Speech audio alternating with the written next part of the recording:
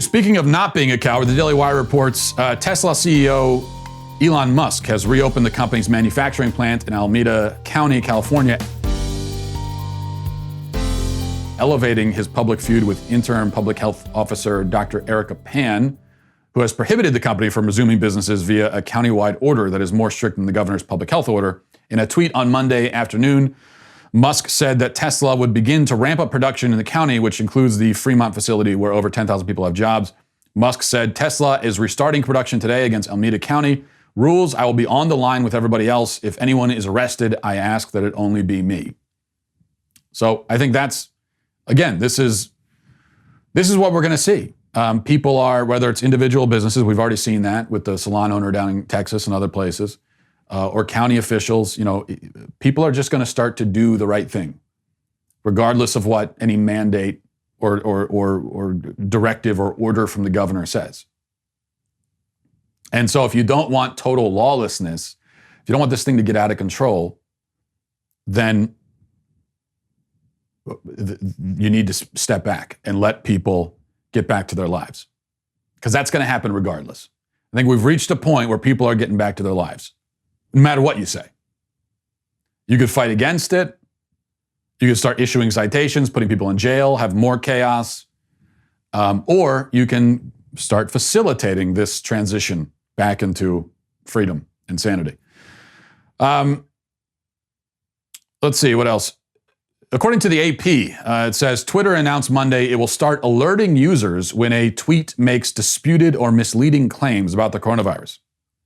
The new rule is the latest in a wave of stricter policies that tech companies are rolling out to confront an outbreak of virus-related misinformation on their sites. Facebook and Google have already put similar systems in place. Now, this, of course, is what the left has been pushing for. They know that Silicon Valley is on their side ideologically, so they want these tech giants to censor, to decide what information is true or worthy of reaching our ears and our eyeballs. And that's fine. If it's not, I'm not in favor of it, but if that's the position they want to take, they're free to take it. If they want to celebrate censorship and celebrate the control of information by massive corporations, they're entitled to that view. But then my only request is don't turn around and talk about how evil corporations are and how we need to break their influence over our culture and our country and our politics. Don't do that. Don't do that after applauding billion-dollar corporations as they put themselves in the position of being arbiters of truth. Because if you're going to push for them to do that and celebrate it, then you are putting a lot of trust in their hands. Number 4, a headline in the Mirrors, and this is a headline that you almost won't believe it's real, but it is. Headline says, deadly coronavirus has proven that women are the stronger sex. Coronavirus proves that women are the stronger sex. The article written by Jane Simmons claims that because more men are dying of the coronavirus, women are stronger. So, girl power, right? She is this writer of an article that was published in a publication is actually gloating. She wrote a whole article gloating about men dying from the disease. So we need not imagine how it would be received if somebody wrote an article claiming that women dying of breast cancer proves that they're the weaker sex. We don't need to imagine it because we know that would be received exactly as it should be received, with contempt and scorn and mockery, which is how this should be received too. But aside from the loathsomeness of gloating over deaths, and aside from the absurdity of claiming that one sex is weaker because it's more susceptible to a particular illness, especially when both sexes have different illnesses that they're more susceptible to, it has nothing to do with strength or weakness. Aside from all that, here again, we have a feminist forgetting that she's not allowed to make these kinds of points anymore. Because this acknowledges biological differences between men and women. In fact, she even says that verbatim in the article, that there are biological differences, physical differences between men and women. But if you're a left-wing feminist, you're not allowed to say that anymore. That's out the window. Because if you say that, it completely destroys the case for transgenderism. So you have to choose. You can't have both. Either men and women are interchangeable and the physical differences are non-existent or inconsequential, or Men and women are different physically, immutably, biologically. One or the other. Can't be both. And yes, if you're noticing, if you're a feminist and you're noticing that by accepting the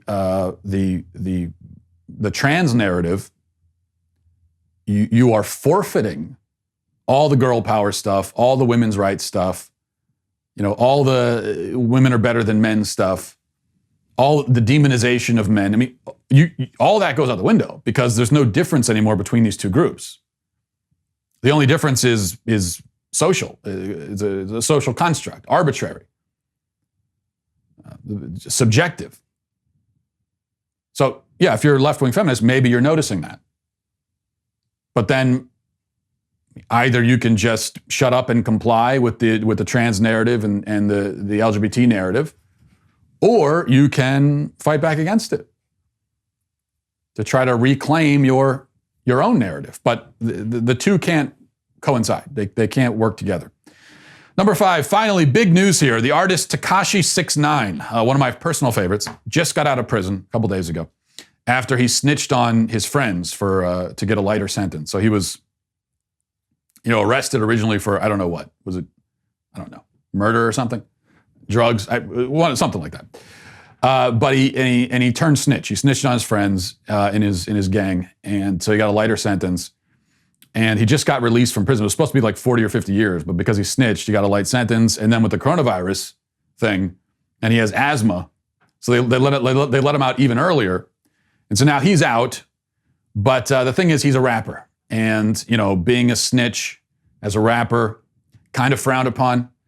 So he went to Instagram Live and he tried to explain himself and tried to do a little bit of damage control. And here's how that went. It wasn't worth it. It wasn't. And I'm going to tell you what.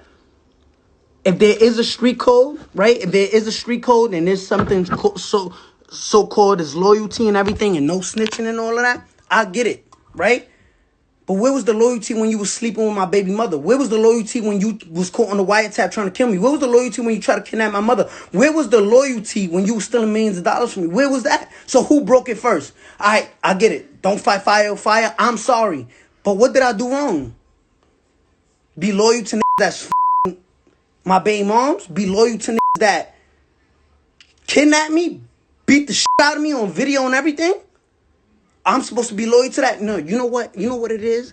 Y'all don't want to accept the fact that those is all true facts. Y'all don't want to y'all understand why I snitch. Y'all understand. Y'all don't want to understand.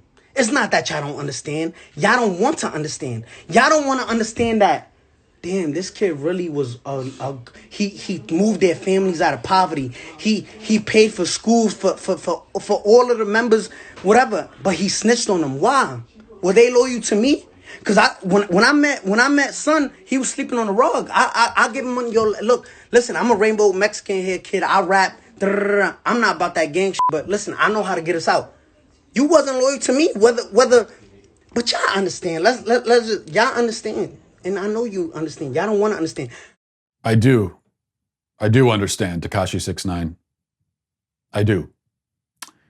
I've been there myself. All of that. I can relate to everything that was just said, honestly. Even the tattoos, the hair. That's how I look on the weekends. It's pretty uncanny. I just covered up with makeup during the week, but the whole look is great. I mean, he looks like a Batman villain whose origin story is that he fell into a giant tie-dye machine. And that's what I love about it. Or he looks like like a My Little Pony character that, after the show ended, got addicted to methamphetamines or something. But anyway, what he's saying about whatever he's saying is deeply, deeply significant.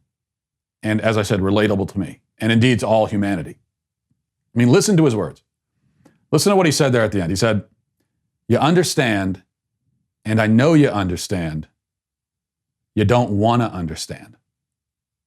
You understand, I know you understand. You don't want to understand." Wow. Think about that. Think about what he's saying. So much truth there. He's basically saying, listen, truth itself, okay, the most difficult truths of life are self-evident to us. We have an innate understanding of the truth. But how often, alas, have we wished to not understand? How often have we wished that we did not know what we do indeed know? How often have we looked upon the innocence of a child and said, if only I could have that innocence back, that ignorance, that blissful ignorance. And that's what I take from Tekashi 69. And that's why he's one of the great artists and one of the great poets and one of the great thinkers of our time. And I'm just glad he's out of prison finally, so I can once again enjoy his philosophical musings and his angelic music, that is, for years to come. Or until he gets shot for being a snitch. I mean, whichever comes first. But we'll pray for him. Hey, you. You right there. Hit the subscribe button right now. Do it right now. I thank you for your compliance. It's somewhat appreciated.